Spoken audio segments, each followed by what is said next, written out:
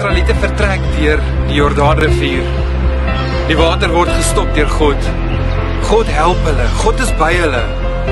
Sodra hulle deur die Jordaanrivier is, kamp hulle net buite Jericho. Nou in daardie tyd het Jericho een van die sterkste weermagbasisse gehad, sterkste weermaglede gehad.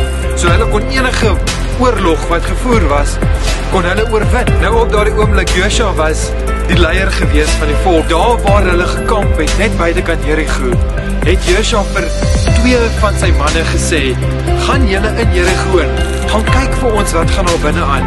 In Engels he sent 2 spies to see what happens on the inside of Jericho. So Joshua stuur 2 spies om te gaan uitvind, hoe lyk dit daar binne? Wat gaan daar binne aan? Nou hierdie 2 mans wat gestuur is om te gaan kyk hoe lyk dit binne in Jericho, kom toe op 'n vrou af met die naam Rahab.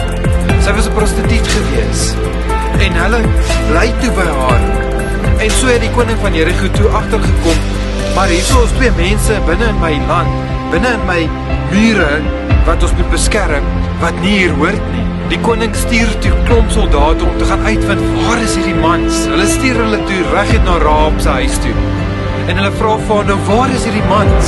Rahab sê vir hulle, nee, hulle het net voordat dit donker geword het gisterand, is hulle by die hek uit. En ek weet nie waar hulle is nie. Maar intussen het Rahab hulle gestuur na die dak toe. Sy het hulle gaan wegsteek bo op die dak. En so is die soldate uit haar huis uit by die hek om hulle te gaan soek. Die 2 mense wat spy het op Jericho se binnekant.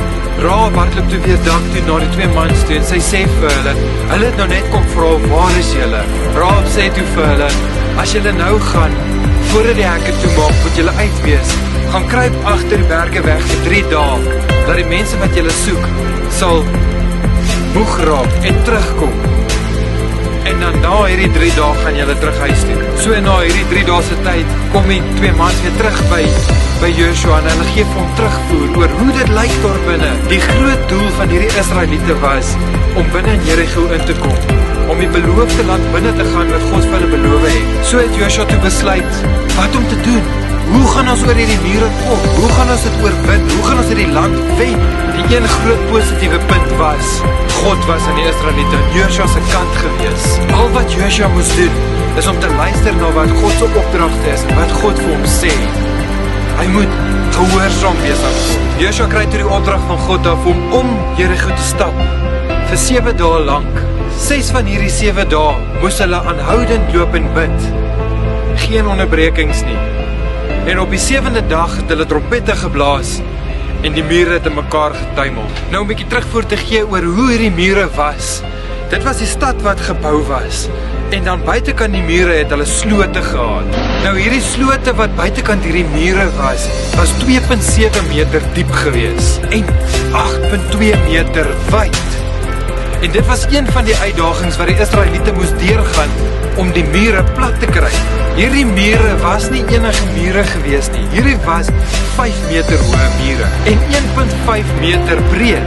En aan die bokant van hierdie mure het Jericho wagte gesit wat met pyl en boog gestaan het vir enige bedreiging wat van buite af kom wat hulle kan skiet. Nou in elke liewe een van ons se lewe is daar een of ander tyd 'n 5 meter muur waaroor ons moet kom. Hoe doen ons dit? Sodra ons by die muur kom, moet ons die sloot deurkruip en ons klim die muur uit en sodra ons bo kom, skiet hierdie boogskieters ons af.